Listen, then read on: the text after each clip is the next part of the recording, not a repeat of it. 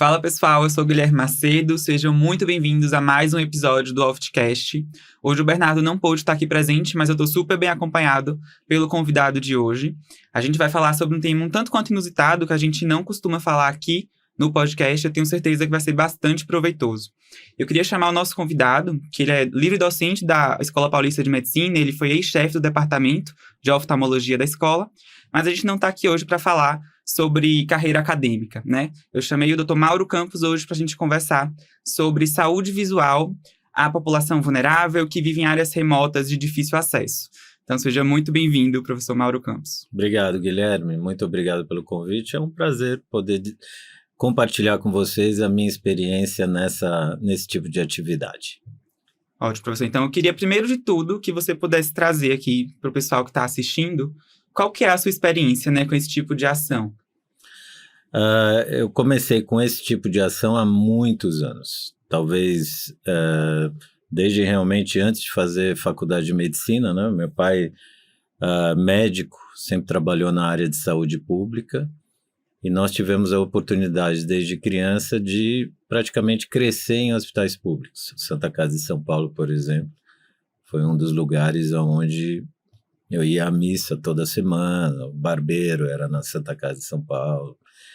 Então, vamos dizer, esse convívio com população com pouco acesso, obviamente com baixa renda, sempre foi uma coisa bastante comum entre nós. Especificamente na região amazônica,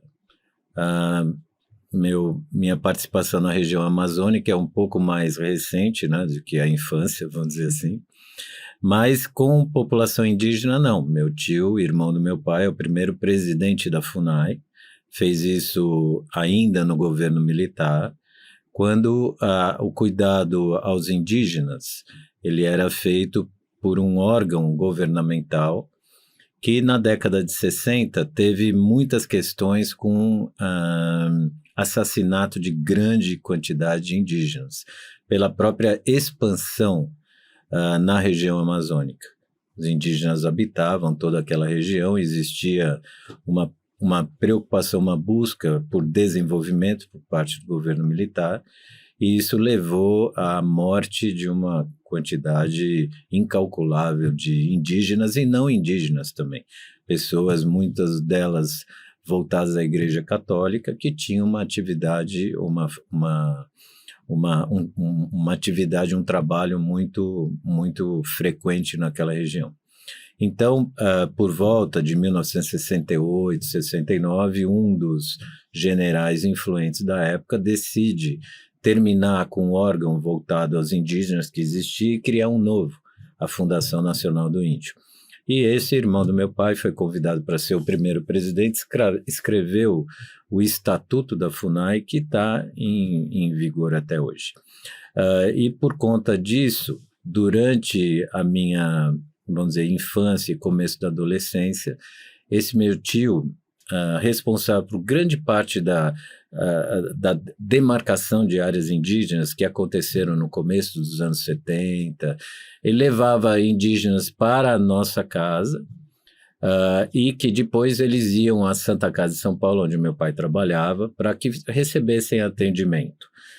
Vamos dizer, era um começo desse tipo de atendimento que se fazia, porque na época o raciocínio era retirar o indígena do lugar onde ele morava para trazer para fazer o atendimento aqui, por exemplo, em São Paulo, e depois devolvia a área indígena. Então, vamos dizer que especificamente área remota, Amazônia, população de baixa renda, indígenas, eu talvez já tenha aí mais de 30 anos de proximidade com esse tema.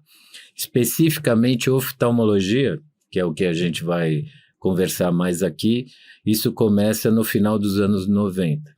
Quando eu fui fazer um treinamento nos Estados Unidos, meu primeiro projeto foi tracoma, e o desenvolvimento de uma vacina para tracoma. Então, precisei, na época, ir para a Tanzânia, onde existia uma parte desse estudo, desse projeto sendo feito lá, onde havia uma quantidade enorme de pessoas acometidas da conjuntivite crônica causada pela clamídia, que é o tracoma. Na época, a minha função era contar o número de moscas que pousavam no rosto e na perna das crianças em determinadas aldeias. Então, essa era a minha função. Então, eu ficava lá por minuto ou por 5 minutos, contando o número de insetos, grande maioria moscas, né, que coabitavam naquelas áreas.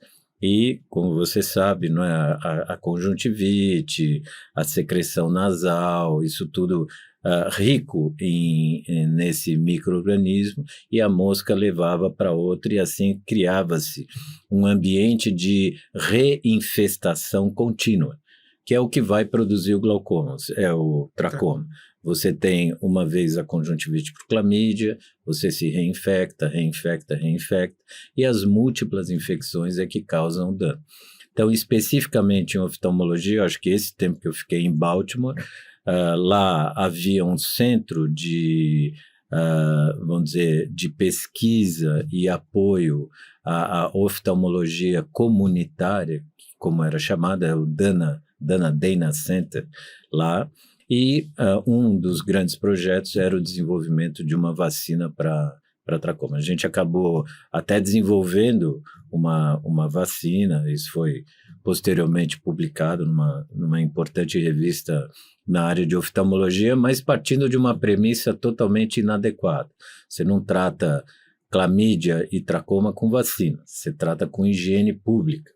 Então, vamos dizer, eu aprendi a desenvolver uma vacina, mas não aprendi como é que a gente trata esse problema de uma forma inteligente, melhorando o saneamento básico, melhorando a informação, melhorando o acesso à saúde, né? Então, foi muito importante. No final dos anos 90, então, na região de São Gabriel da Cachoeira, já aqui na Amazônia, a gente vai com um aluno que eu tinha na época, já fazendo o doutorado, esse aluno, né, Cristina Garrido, lá de Manaus. A gente faz um levantamento de algumas alterações oculares em indígenas que moravam perto de São Gabriel da Cachoeira. São Gabriel da Cachoeira é o maior município do país em área de extensão, ele é enorme, e ele talvez é a capital da comunidade indígena, vamos dizer assim. Os indígenas têm São Gabriel da Cachoeira como seu porto seguro. Eles vão para São Gabriel e dali eles iniciam a busca por uma assistência à saúde, por exemplo. Naquela época, o que nós estudávamos era mansonelose. Mansonelose como uma filariose que poderia causar doença ocular. Hoje eu reconheço que o meu conhecimento na época, ou a forma que a gente lidou com essas lesões do olho, talvez não tenha sido a mais correta. Hoje eu acredito que as lesões que a gente atribuiu à Mansonella naquela região são, na verdade, apenas depósitos de calcário. Os rios naquela região são muito alcalinos, tem grande quantidade de calcário, aglomerado calcário. As crianças, como estão no rio todo dia, o dia inteiro, e obviamente abrem o olho embaixo d'água, comumente elas têm esses aglomerados de calcário que se impregnam na córnea. Então, depois de muitas visitas, eu comecei a ver essas crianças com o calcário impregnado. Aí eu percebi que as lesões que eu atribuí à mansonelose, provavelmente, acredito hoje, que deveriam ter sido atribuídas ao calcário. De qualquer maneira, foi uma primeira experiência naquela região.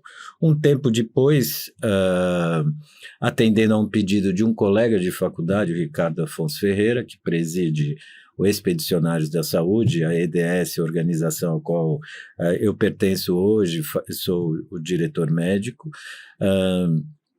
O Ricardo me convidou para ajudá-lo num projeto que já vinha em andamento, são quase 20 anos já de existência da EDS, que era a necessidade de fazer cirurgia em áreas indígenas. O mote, o o princípio dessa organização não governamental é preservação da Amazônia a partir do cuidado à saúde ou da promoção de saúde indígena. Com certeza, né? A gente precisa pensar em promover saúde para a população que vai conseguir cuidar daquele território, né? Então, eu acho que prevenir e trazer saúde para essa população é fundamental para a gente tentar preservar a Amazônia, né? Que é basicamente o território que a gente está conversando aqui. Por quilômetro quadrado de área preservada, a forma que você tem menos gente, mais área preservada é com população indígena. Ou seja, é a forma que você pode usar para preservar mais área sem ter a presença humana que causa dano à região. Então, a gente realmente acredita que manter o índio vivo, vivendo naquela região, será uma forma de ter a maior área amazônica preservada. Perfeito. Mas eu pensei, assim, algumas coisas que a gente pode conversar tendo essa introdução, né? Primeiro, assim, você falou que atualmente você é um diretor da EDS, Isso. né? Fala um pouquinho pra gente qual é a frequência que você costuma estar em atendimento em área remota, se você traz um pouco para São Paulo, onde você mora, desse tipo de atendimento, como funciona esse fluxo e a frequência que você faz esse atendimento hoje em dia. Tá. O princípio é você não tirar o indígena de onde ele mora, trazer para o grande centro, fazer o tratamento e devolver para o lugar. Por que a gente acha que isso não deve ser feito? Porque no sentido de preservar a cultura indígena e reduzir o dano, o estresse àquele paciente indígena, se você puder promover ou fazer a cirurgia onde ele mora, é melhor. Tá certo? Quantas vezes eu trouxe indígenas para cá que não subiam numa escada rolante de jeito nenhum em aeroporto. Eles simplesmente não conseguem pôr o pé na escada rolante de medo, eles se sentem acuados, não é um ambiente ao qual eles estão acostumados. Imagina, sair de avião, mesmo qualquer que seja a forma, de uma aldeia na Amazônia e descer em São Paulo, em Congonhas, para ir no Hospital São Paulo receber um tratamento, é uma coisa bastante complexa. A estrutura hoje existe em cada uma dessas cidades maiores, você tem uma casa do índio, uma CASAI, que recebe esses indígenas, tenta preservar um pouco do ambiente ao qual eles estão acostumados durante o tratamento. Nem todos a gente consegue tratar naquela região. Então, idealmente, a gente se planeja para ir de 2 a 3 vezes ao ano, fazer essas expedições. Obviamente, tudo isso foi afetado pela questão da pandemia por 2 anos e pouco, quase 3 anos, por diferentes questões, mas, em média, seriam 2 vezes ao ano. Nessas 2 vezes, no mínimo uma semana, e durante essa semana a gente realiza o que é necessário. Dificilmente a gente vai fazer menos de 120, 140 cirurgias de catarata nessa semana de trabalho. Mas não é só isso que é feito.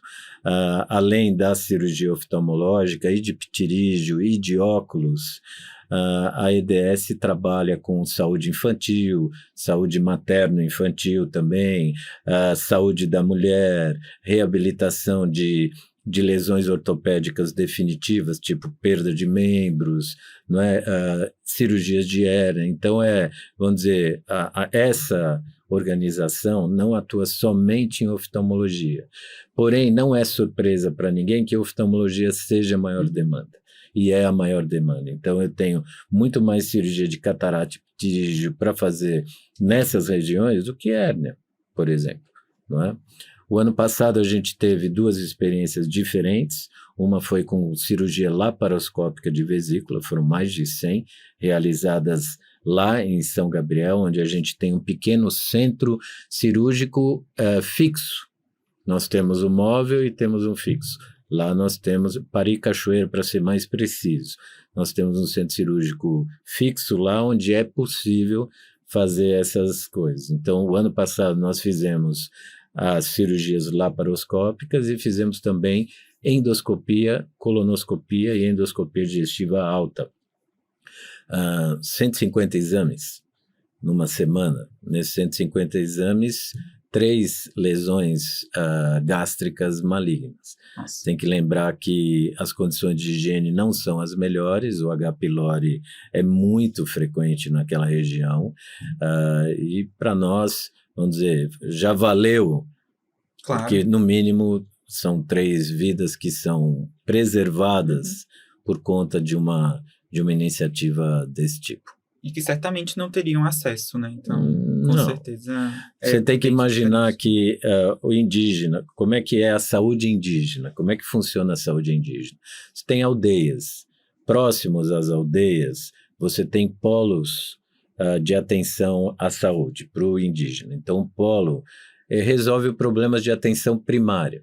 Campanhas de vacina, atenção à gestante, questões nutricionais de crianças, atenção primária, em geral, não é?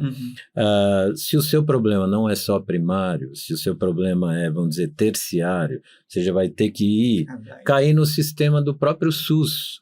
Não existe um SUS indígena, existe um SUS igual para todos nós, né, o que a gente acha importante ter, mas não tem um SUS focado na saúde indígena, então ele vai entrar numa fila normal, só que ele mora no meio da aldeia, longe, especificamente na Amazônia, você não anda em linha reta, os rios têm muitas curvas, tem áreas que você não anda, ou você vai de barco e se não estiver chovendo, você simplesmente não se desloca. Né? Eu não conheço indígenas que tenham helicóptero, coisa parecida, para se transportar via aérea. Então, você depende realmente de uma Secretaria de Saúde Indígena, SESAI, para promover, vamos dizer, essa atenção para todos os indígenas. Hoje, talvez tenha mais de 1 milhão de indígenas no Brasil. São muitos. Só Yanomami são mais de 30 mil. Né? Então, é bastante gente para ser atendido. E pouco braço para atender todo mundo. Então, eu acredito que essa seja uma iniciativa que ajuda um pouco nesse acesso. Nossa, perfeito. Assim, isso que você me falou me fez lembrar muito de um caso que é muito marcante para mim.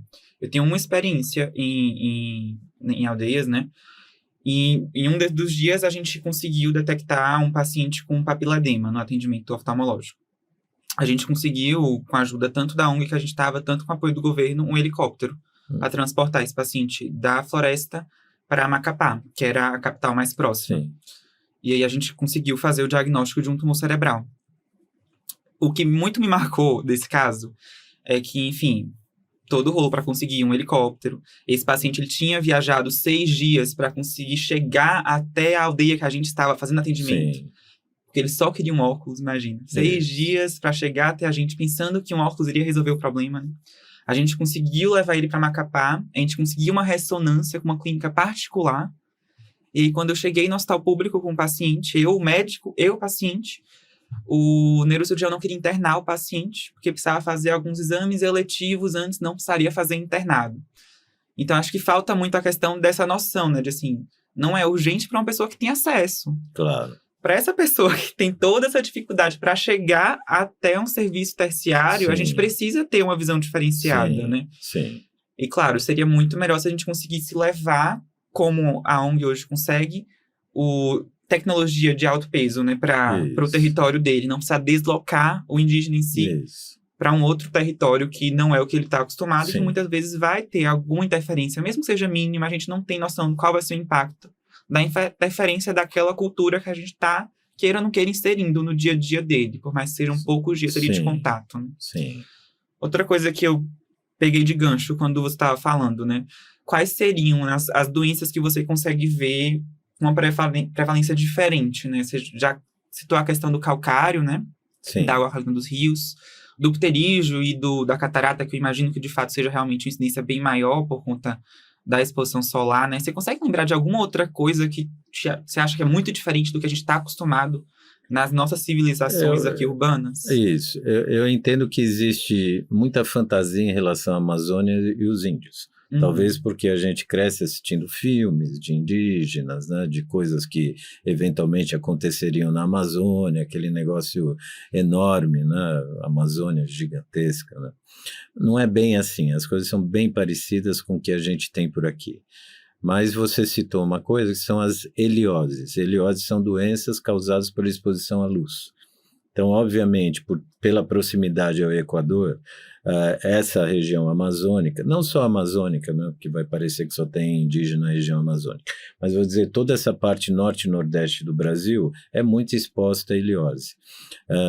Mesmo você imaginando que a floresta é protegida, sem sombra na floresta, tem muitas áreas livres, os rios, não tem árvore que cobre o rio, né? O rio está exposto. Então, eles realmente estão expostos e são vulneráveis a essas questões de exposição à luz ultravioleta, onde para nós aparece basicamente essas duas doenças que você citou, catarata e pterígio. Porém, a presbiopia é bem mais precoce em quem mora perto do Equador do que quem não mora nessa região, no mundo todo. Não só na Amazônia, e lá isso é muito marcante. Então, não é raro a gente prescrever óculos para perto em indígenas com 35 anos de idade, 36 anos de idade. Então, basicamente, presbiopia precoce, pterígio e catarata é o que você vê. Algumas pessoas falam, lá você tem mais esfoliação por exposição à luz ultravioleta, mais glaucoma, mas não é realmente o que eu tenho visto nesses últimos 15 anos, vamos dizer assim. Não é realmente o que eu tenho visto. Eu vejo cataratas com muitos anos, vamos dizer, de evolução. Tá certo? Isso sim, catarata nigra, catarata que você já tem algum grau de pseudesfoliação de cápsula, né? Mas doenças incomuns, não. São doenças de regiões tropicais, muito úmidas e com muita luz. É isso que você vê. Então, malária, tem inúmeros casos de malária. Hoje, infelizmente, cada vez mais malária a gente vê nessa região, mas é própria dessa região, então você vai ver mais. Eu não vi Zika, a Zika foi localizada, Zika é daquelas doenças que a gente não entende, ela surge na nossa vida, vamos dizer, cria um impacto horrível por um período e desaparece. Então ninguém entende muito como é que isso aconteceu. Você não vê mais Zika, não se vê falar mais em Zika e ninguém faz diagnóstico de Zika hoje em dia. A gente só tem aí uma população que foi acometida por Zika e que hoje está aí. São crianças microcefálicas, né? Mas isso a gente não vê. Em alguns lugares, em algumas aldeias, existe um casamento consanguíneo. Apesar deles terem bastante conhecimento de evitar esse problema. Então, dificilmente você vai numa aldeia que só tem uma família. Na maioria das aldeias, você tem famílias que não se relacionam, originalmente duas famílias, e a partir daí você tem casamento entre essas famílias. Mas é uma coisa que eles têm um cuidado, que eles aprenderam ao longo do tempo. Né, evitar o casamento consanguíneo. Isso é uma questão também que depende também da região que você está, né? Acho que a gente acaba colocando os indígenas todos em um saco só, como se todos tivessem a mesma cultura, né? A gente sabe que algumas pessoas, alguns grupos têm essa questão das relações consanguíneas e outras, às vezes, abominam isso, né? Isso. Então, é perfeito isso muito. Que você fala, porque às vezes você vai uma vez para a Amazônia e imagina que o que você viu naquele pedacinho é a Amazônia como um todo. E as aldeias, as etnias, o comportamento variam muito. Em todo o estado do Amazonas, Roraima, o que você citou, o Amapá, não é? Tem... eu lembro de ir nos Oés, os Oés são no sul do... Isso, no sul do Amapá, que eles são índios de contato recente, são bem isolados, são índios pelados, né? Eles são índios que não estão de camisa, de shortinho, né? Então, são bem isolados. Esses são de uma fragilidade, né? Você vê esses indígenas, né? Qualquer pessoa que vá conhecer vai perceber uma fragilidade deles. Então, eles estão ali esperando ver o que vai acontecer. Poucos são agressivos, são pouquíssimos. Alguns são mais bravos, né, mas são raríssimos. Nessa década de 70 houve muito choque, né, histórias que não são muito, não orgulham ninguém, né, que envolveu não indígenas com indígenas, né, com danos para ambos os lados. E que envolveu principalmente a expansão na região amazônica, construção da Transamazônica e a questão das linhas de luz na região amazônica. Por muito tempo, por exemplo, todo o estado de Roraima, ele não tinha uma luz que vinha do Brasil. Você precisava receber a luz que vinha da Venezuela, não é? Exatamente porque não foi possível, áreas indígenas não permitiram que as linhas de luz atravessassem as áreas, vamos dizer, de Manaus para cima, né? Então, por muito tempo, houve uma discussão nesse sentido, né? Na época, vamos dizer, do governo militar, essas coisas não eram plenamente discutidas, né?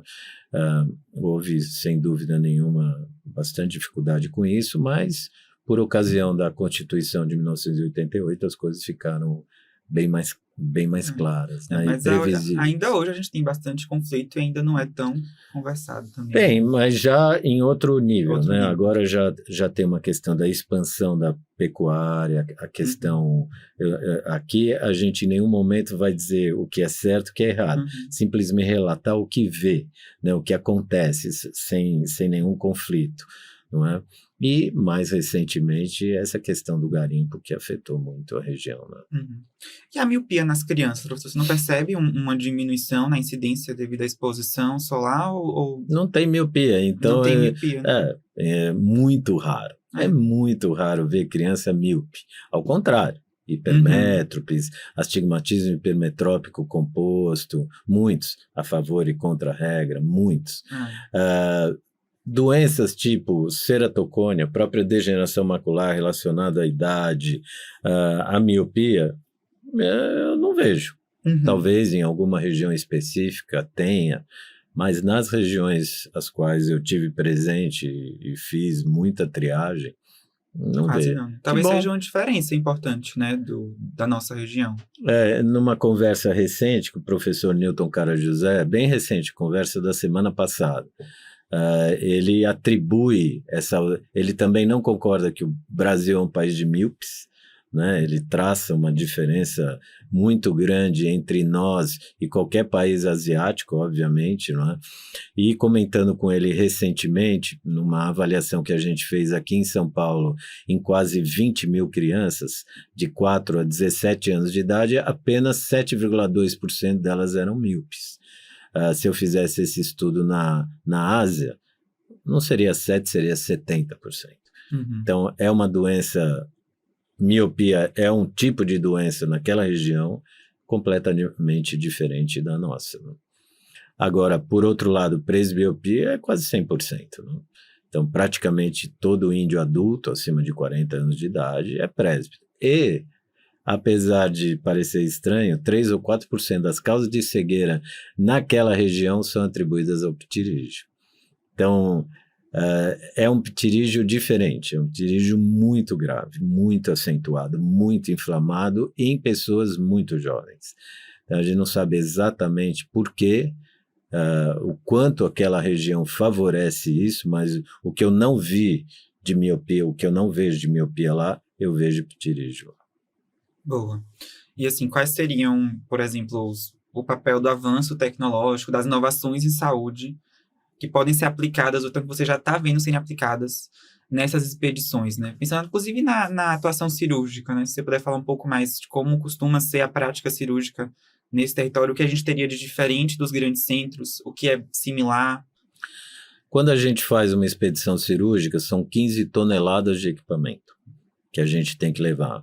Num centro cirúrgico móvel, que tem que tomar cuidado com algumas coisas, consumo de energia, a limpeza e a resistência aos acidentes meteorológicos. A chuva, chove muito, chuva forte, com vento, chove para valer, dependendo da época que você está. é muito quente de dia e é frio à noite. Então, algumas vezes você está lidando com um calor insuportável, você não consegue ficar dentro do centro cirúrgico se não tiver ar-condicionado. A imensa maioria dessas aldeias não tem energia elétrica. Então, você depende de alguma forma de energia. Até pouco tempo não tinha internet também. Né? Então, essas eram dificuldades que a gente lidou ao longo do tempo, até que desenvolveu um centro cirúrgico móvel, bem diferente de uma barraca do Exército, por exemplo, que ela tem que ser, no mínimo, transportável, leve. Você vai ter que transportá-la, fácil montar. Todo mundo tem que saber montar e desmontar do mesmo jeito.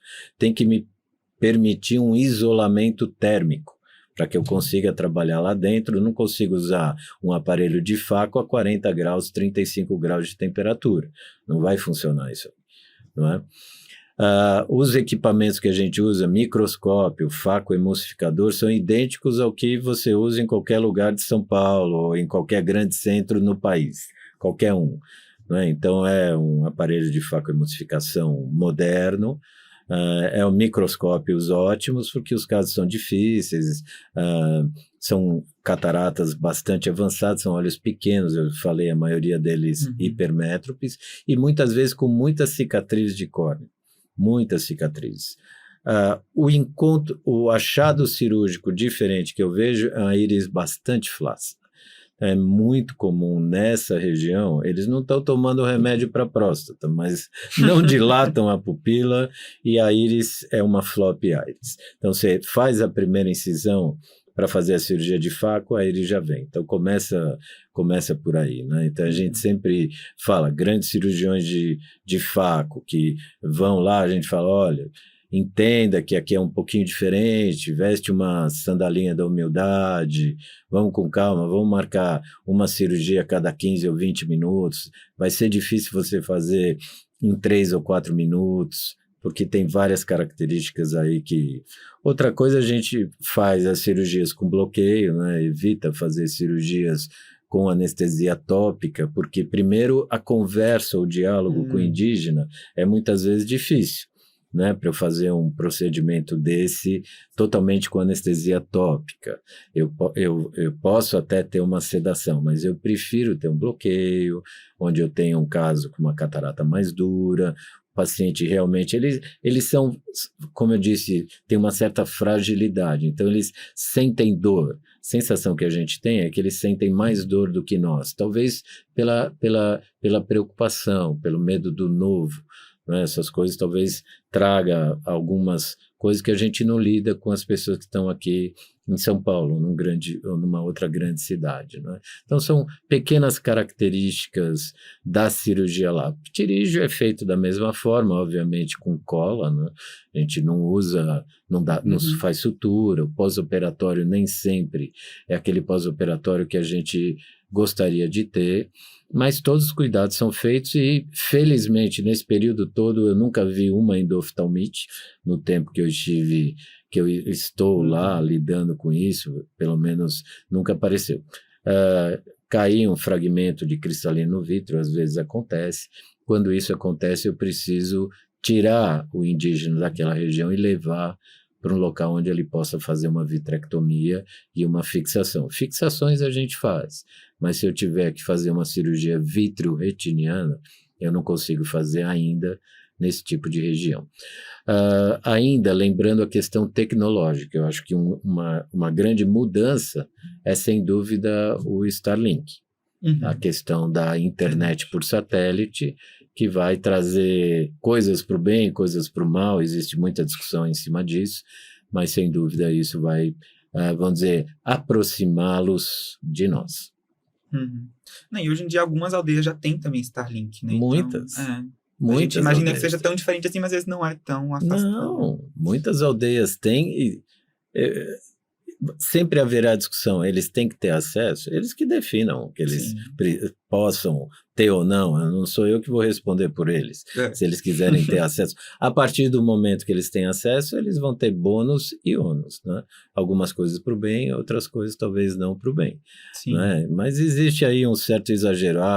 Indígenas estão tendo acesso a filmes eróticos ou coisa. Uhum. Bom, tudo bem, mas você também tem Sim. acesso, você pode ter, ele não pode Ah. ter, não é uma discussão. A gente está mais preocupado com a área de saúde mesmo, a gente quer Sim, chegar claro. lá, prestar nossa assistência, promover saúde visual e ir embora sem deixar dano e lixo na região. Sim. Não, a gente muda a nossa cultura ao longo do tempo, né? Por que que eles não Sim, poderiam também com certeza. alterações, né?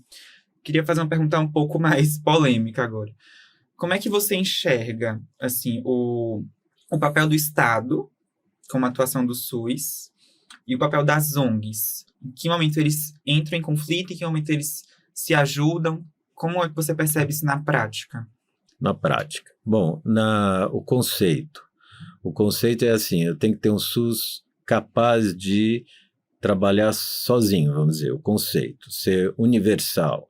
Universal não significa que você vai receber o melhor tratamento que existe hoje sei lá, nos Estados Unidos, não é bem isso.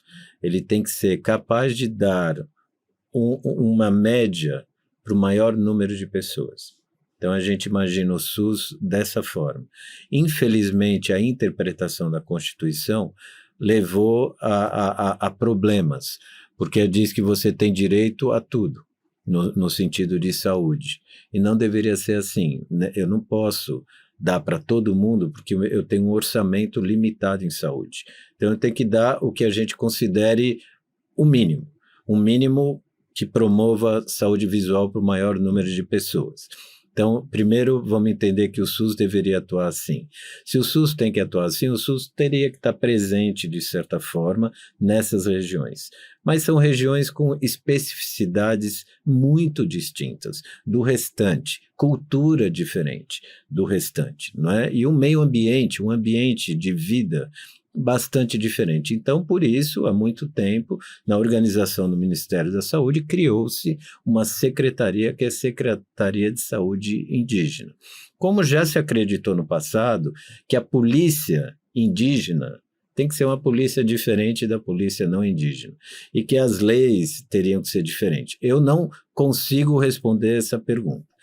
Mas vamos continuar. Você falou como é que é essa questão do terceiro setor, ONGs, e o SUS tem que trabalhar junto. Por quê? Por que é bom isso? Porque você faz com que as pessoas se mobilizem e discutam e participem dos problemas que existem na sociedade como um todo.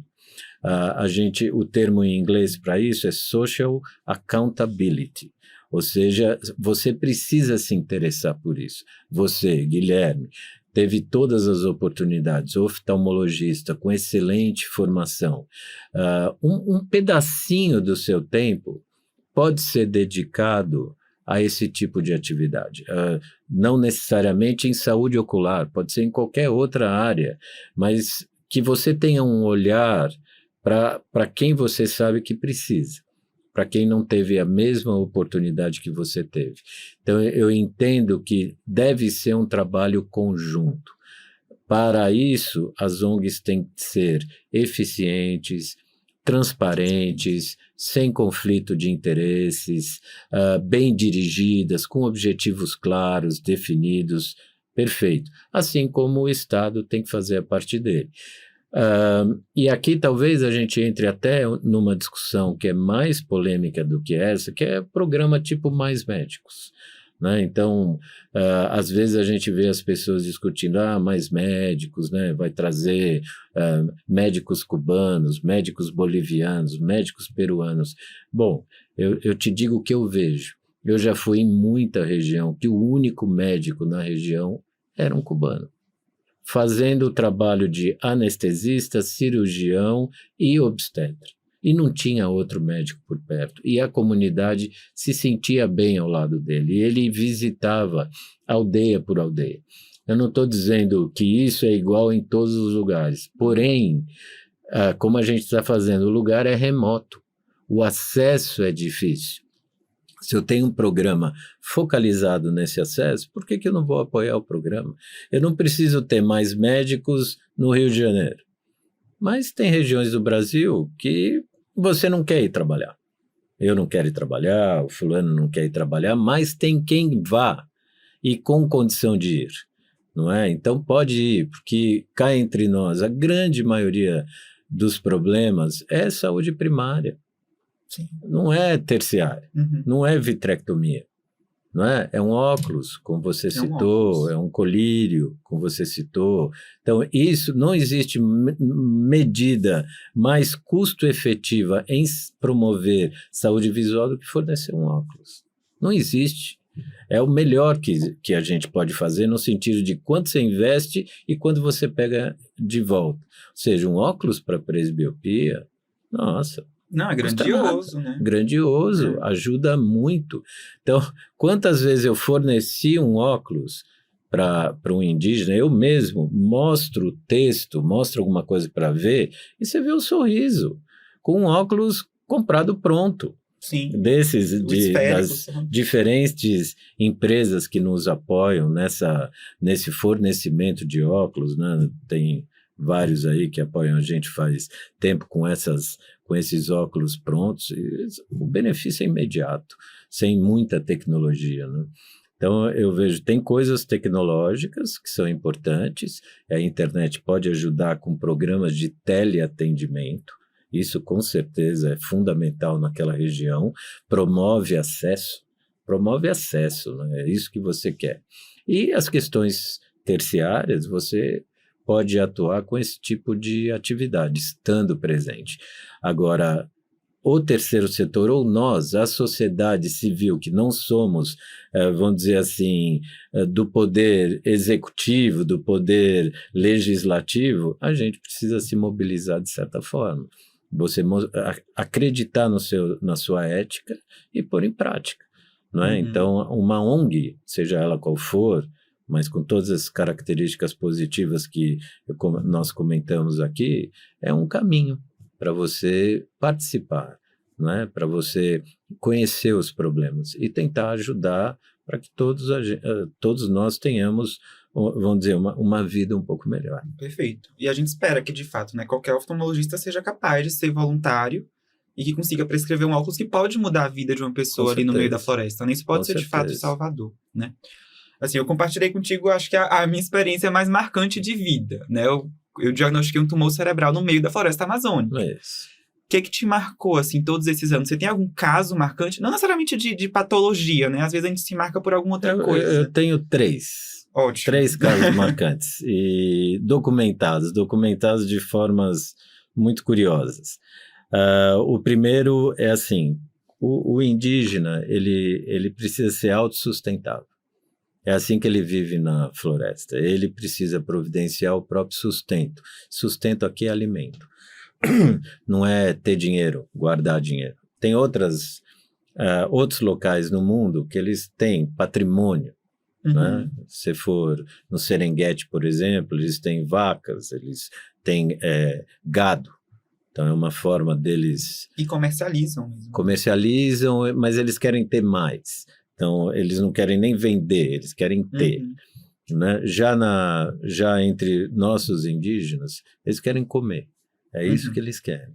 Né? Na verdade, o desejo deles é muito fácil, pelo menos sempre foi. Né? Dessa forma, que era aquela vida ao ar livre, a diversão deles, as crianças se divertem nos rios, as crianças se divertem correndo, ou subindo uma árvore, ou brincando com um passarinho, com um macaco, assim que eles se divertem, assim que você vê as crianças se divertindo lá, né? E fora isso, eles precisam comer, né? Então é a busca por alimento. Por que eu estou dizendo isso? Porque o indígena, quando não consegue providenciar seu próprio alimento, em alguns locais, ele escolhe morrer, porque ele vai depender de alguém. E alguém pode não existir alguém para ajudar. Né? Se é uma criança, tem uma avó que ajuda. Mas se é um adulto, é muito pouco provável que ele tenha alguém que o ajude. Então, nós fomos numa dessas expedições, alguns anos atrás, e existia um indígena que ajudava a família numa banca de frutas em São Gabriel da Cachoeira. E ele, diabetes tipo 1. Com diabetes tipo 1, 30 e poucos anos de idade, ele teve uma catarata branca intumescente em 2 meses, bilateral.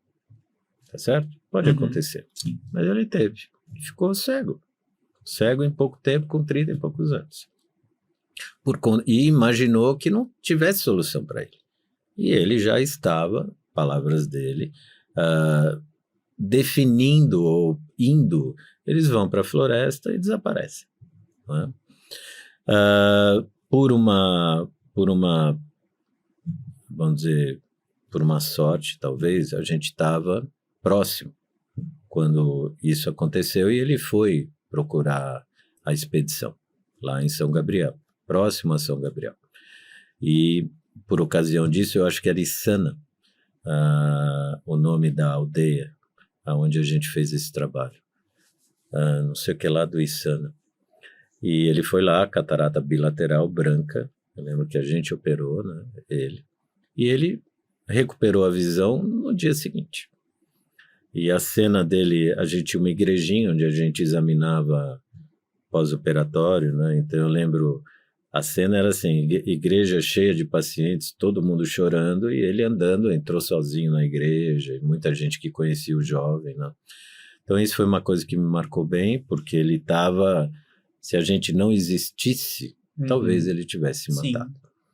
A segunda cena foi de uma mãe com também catarata bilateral, e que ficou com catarata bilateral no último trimestre da gravidez. Catarata bilateral desse tipo, que metabólica ou alguma coisa que a catarata o pacificou rapidamente. Claro, não uma catarata senil, ela tinha 30 e poucos anos de idade. O filho nasceu, ela não viu o filho por 1 ano.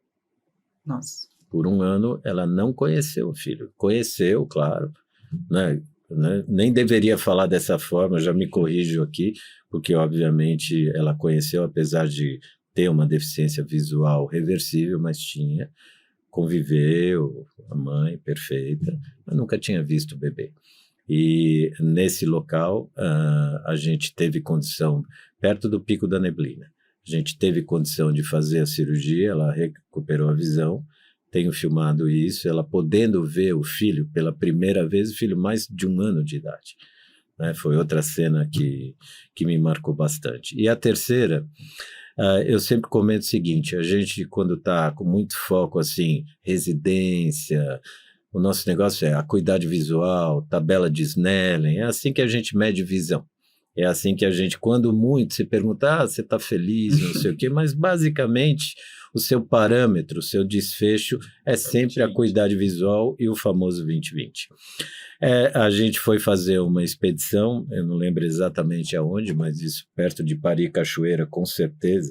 Pari-Cachoeira é na cabeça do cachorro, a gente está aí a uns 10 quilômetros da divisa com a Colômbia, onde a gente estava atuando nessa semana. E a gente fica sabendo de uma senhorinha indígena, morava na região, mas que andava puxada pela netinha com cabo de vassoura. Então a netinha ia em cima com cabo de vassoura e a senhorinha ia segurando no cabo de vassoura, e isso elas faziam todo dia, seja lá onde ela fosse. Ou seja, os olhos eram a netinha, ela precisava desse cabo de vassoura para a vovó poder andar pela floresta. Uma senhorinha magrinha, muito ágil, mas cega dos 2 olhos. Nós operamos essa senhora, então é interessante porque eu tenho a filmagem dela chegando para atendimento, puxada pela neta, com cabo de vassoura. A gente viu essa cena, ninguém contou essa cena. A gente chega, faz a cirurgia, claro, dia seguinte, o edeminha de córnea, não sei o que, isso é normal, catarata muito avançada, né, olhos pequenos, né, mas já muito feliz, operou outro olho, e eu tenho a filmagem dela voltando na mesma semana para a aldeia, sozinha, já andando, correndo na frente da netinha, e a netinha correndo atrás da vovó, desesperada, porque a neta pouco entendeu o que aconteceu, uma criança pequena, 7, 8 anos de idade, e a avó aí independente para andar. Então é o que eu te digo, eles precisam dessa independência. E não enxergar é muito ruim para eles, né? Então esses foram, sem dúvida nenhuma, três das situações que me marcaram bastante. Não, maravilhoso, né? A gente, como oftalmologista, a gente sabe que a gente consegue... A gente tenta, né, pelo menos, dar independência para os nossos pacientes. Sim. Eu acho que outro ponto muito importante, você falou a questão de saúde mental também, né? A gente desconhece, às vezes, isso, mas a população indígena tem questões importantes de saúde mental, né? Tem algumas aldeias com índice alto de suicídio e tudo mais. Então, se a gente consegue prevenir uma vida nesse sentido, sim, faz total diferença. Né? Eu conheci uma delas, né, perto de Lábrea, são os Uruahás. Eles têm um alto índice de suicídio, né, eles realmente, mas por diferentes problemas, né? Tem uma questão aí de cultural envolvida, né?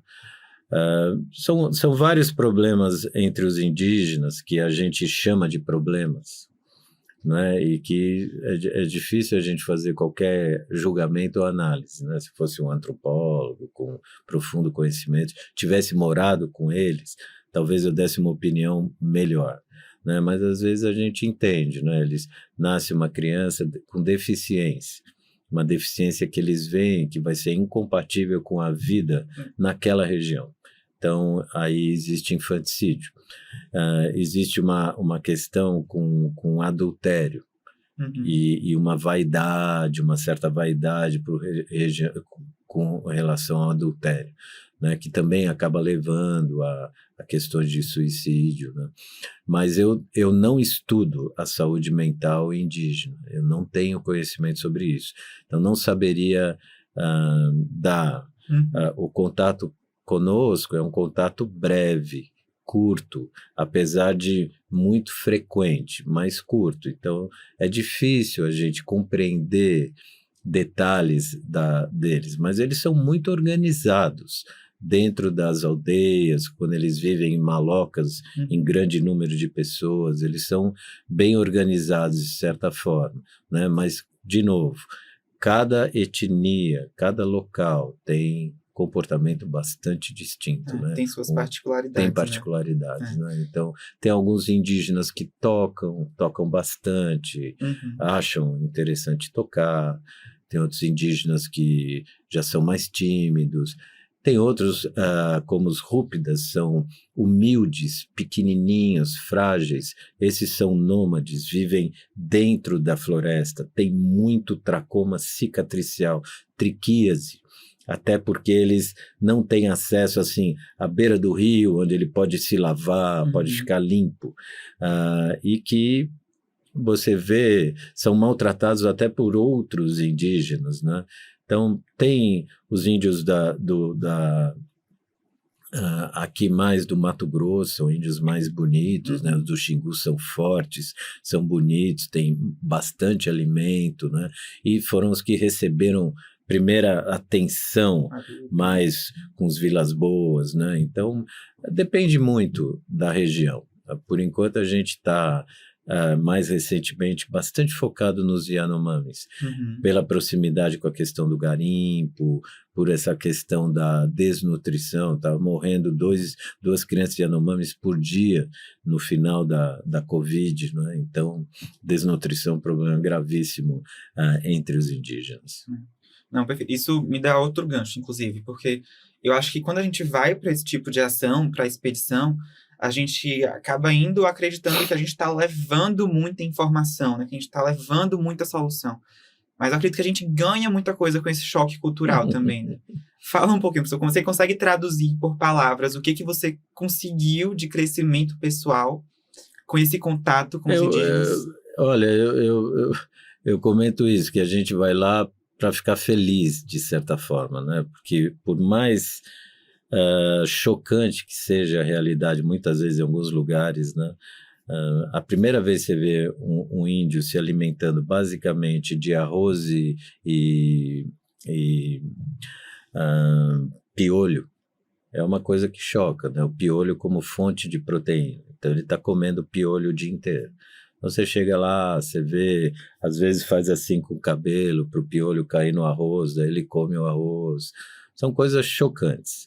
Mas o benefício do acolhimento, que muitas vezes a gente consegue promover com a questão odontológica, com a questão da pediatria, com esses programas de saúde da mulher na floresta, com a cirurgia de catarata, estando lá e mesmo alimentando-os por uma semana, deixa qualquer pessoa muito feliz, qualquer pessoa feliz. Então, eu digo que eu vou lá muito mais para receber do que para doar um pouquinho de conhecimento técnico, porque você evolui espiritualmente, né? Com certeza. Para nós médicos é uma experiência incrível. Toda vez que você consegue perceber que você levou o bem para alguém. Não é que você é o grande promotor não é isso. Pode ser pequenininho. Mas se a pessoa abriu um sorriso, ficou bem, se ela recebeu aquilo com felicidade, né? Eu acho que isso é qualquer dia no ambulatório, mesmo um ambulatório aqui na Unifesp, seja lá onde você trabalhe, né? Cada paciente que você atende, que ele fica agradecido, ele demonstra isso, ele não vai te pagar um tostão, ele vai te pagar de outra forma. Eu acho que isso, para quem gosta, para quem acha isso importante, nossa, isso é incrível, não tem preço. Para mim é muito uma ideia de resgatar o motivo de ter procurado a medicina algum dia, Sim, sabe? Com certeza. A gente, claro, fica muito feliz quando qualquer paciente que a gente tem contato no serviço do SUS, principalmente, tem um retorno mais agraciado conosco, né? Mas estar com uma população de extrema vulnerabilidade, como a gente costuma ter em algumas áreas mais remotas, eu acho que é um impacto ainda maior, né? E, querendo, quando a gente está fora do nosso ambiente, quando a gente está no território deles, a gente está em uma situação de vulnerabilidade também. Sim. Então, eu acho que a troca acaba tocando a gente mais do que a gente imagina. Sem dúvida. Então, eu vejo como um grande crescimento mesmo. Sim. Só que tem que ser muito, né? Assim, sempre. Claro. Sim. Às vezes, em algumas dessas aldeias, você vê as aldeias, elas têm uma relação com os rios, né? Então, quando o rio está alto, você sai do rio e chega na aldeia, é praticamente um plano. O rio está na altura da aldeia. Mas, às vezes, os rios estão muito baixos e as aldeias estão lá em cima. Então, eu já tenho uma certa idade, tá certo? Quando eu vou examinar em aldeias, você sai de manhã cedo num bote, uma lâmpada de fenda portátil, né? Um chapéuzinho, água, umas barrinhas... E você vai, sabe Deus o que vai acontecer naquele trajeto. A cada aldeia é sempre uma surpresa, não é? Então, existe a questão de sentar para comer junto, que é complicado às vezes, você não está acostumado com a forma que eles comem, mas do mesmo jeito você precisa ser igual naquele minuto, pelo menos, né, por aquele tempo. E é cansativo, às vezes, olha, são subidas longas, são caminhadas por dentro da floresta que são bem... Então, assim, fisicamente impactante. Fisicamente você se debilita, dormindo em barracas, no chão, durante uma semana, acorda cedo, vai fazer 20 cirurgias de catarata, come rapidamente, volta, atende ambulatório, volta. Então... muito calor, muito frio, muito calor, muito frio, se desidrata. Então, realmente existe um cansaço físico, mas existe um ganho espiritual de um valor inestimável. Boa. Assim, para a gente, caminhando para o fim da nossa conversa, o que você poderia dar de dica, assim mesmo, para quem está em casa, o que procurar numa ONG, como confiar, como dar os primeiros passos para ir para uma ação em um território indígena? Não dá para você entrar sozinho num território indígena.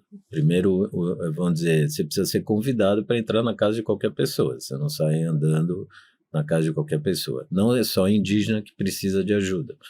Tem hoje, por exemplo, a gente viu a questão do Rio Grande do Sul, as chuvas, né? E muita gente em Eldorado, por exemplo, desalojada, né? A condição lá está bastante difícil. A nossa ONG já fez Haiti também, há muitos anos atrás. Então, não é só indígena. A questão do indígena tem um apelo interessante, que é um local que todo mundo tem uma fantasia de conhecer aquela região. Mas você pode ajudar do lado de casa, não é? Tem formas de ajudar, pequenas atitudes. Você pode ter um pequeno horário no seu consultório, na sua agenda, para atender pessoas que você sabe que não têm acesso. Tem várias casas que recebem crianças em São Paulo, né, para assistência. Tem inúmeros lares, né, que a gente chama. Eu mesmo ajudo a Casa do Zezinho, ajudo a Fundação Casa do Zezinho, o Lar Criança Feliz, já fiz a Pediatria Assistencial do Sírio. Então, tudo bem, já tenho muitos anos, então já tive a oportunidade de fazer. Acho muito interessante.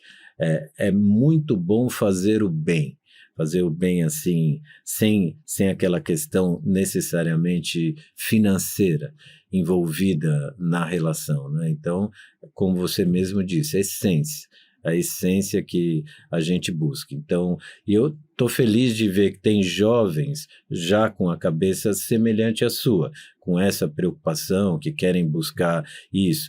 Em São Paulo, por exemplo, existe o Instituto Suel Abujan, está fazendo um trabalho interessante, hospitais universitários têm um foco nisso, né? Então, vale a pena fazer esses conceitos de meio ambiente, governança, responsabilidade social, são cada vez mais necessários, né? Então, vamos dizer que você vai atrair pessoas para a sua clínica, tanto pela sua competência técnica, como o seu olhar para essas coisas, o seu olhar para o meio ambiente, o seu olhar para a responsabilidade social e promoção de acesso, o seu olhar e mostrar que o seu trabalho é transparente. Então, todos interessados, voluntários e ONGs precisam ter isso na cabeça. É necessário ser transparente, é necessário ter um olhar voltado para essa questão da falta de acesso. A falta de acesso dificulta muito a relação social e traz muitos vícios no nosso dia a dia, né? Então, promova o acesso. Permita que pessoas, além de você, conheçam ou tenham, como eu já disse várias vezes, acesso a coisas boas. Então, qualquer um pode promover isso, né? Perfeito. Acho que a gente fica realmente com a ideia do cenário fantástico, né? Da floresta, do sertão nordestino, da população ribeirinha. Mas acho que em qualquer grande cidade a gente vai encontrar uma população vulnerável que precisa de ajuda, né? E que a gente consegue ajudar. Né? Eu lembro ajudando um amigo pediatra num trabalho de anemia. E ele desenvolveu um hemoglobinômetro de dedo. Uhum. Então, a gente picava e por luz, você passava luz no sangue e conseguia dosar hemoglobina. Então, a gente foi fazer um trabalho no Amapá. Inclusive, chegamos em Macapá e de lá a gente foi para várias regiões perto de Macapá, no estudo epidemiológico de anemia. Em algumas regiões, quando a gente chegou nessas regiões, as crianças todas deitadas no chão. Não tinha criança brincando. A criança parada, sem se mover. Imagina, quando você chega num lugar desse, as crianças são sempre as primeiras a vir. E, assim, muita anemia, uma prevalência altíssima. E o trabalho, basicamente, você tratava anemia, ferro, né, seja lá o que for, tratava anemia, voltava alguns meses depois, dosava hemoglobina, via o ganho. E tinha um questionário de atividade para as crianças, né, para a gente saber. E quando a gente voltava, as crianças estavam pulando, brincando, não é? Eu não fui lá dar comida, infelizmente, só consegui dar ferro para tratar a anemia, mas já foi suficiente para promover um grande bem-estar. E recentemente na região amazônica, principalmente nessa área Yanomami, por questão do garimpo, a gente viu a malária e a desnutrição porque o garimpo contaminou grande quantidade dos rios da região e o alimento vem em grande parte dos rios, né? Então, o rio contaminado, o rio ficou amarelo. Então, você chegava lá, via rios amarelos, mas assim, muito amarelo. E falta total de alimento. Então, foi uma urgência, uma emergência médica, a questão Yanomami no ano passado, morreram muitas crianças de fome, não é? E nem tratamento para malária havia, nem comprimido para malária havia. Então, o ano retrasado e o ano passado são anos que são para nos envergonhar a todos, né? Porque o que eu vi lá, eu só tinha visto em fotografias da Etiópia de 30 anos atrás. E foi uma situação bem ruim. Então, por favor, se você deseja, gosta e recebeu da vida tantos benefícios, divida um pouquinho do que você tem com os outros, que tem menos.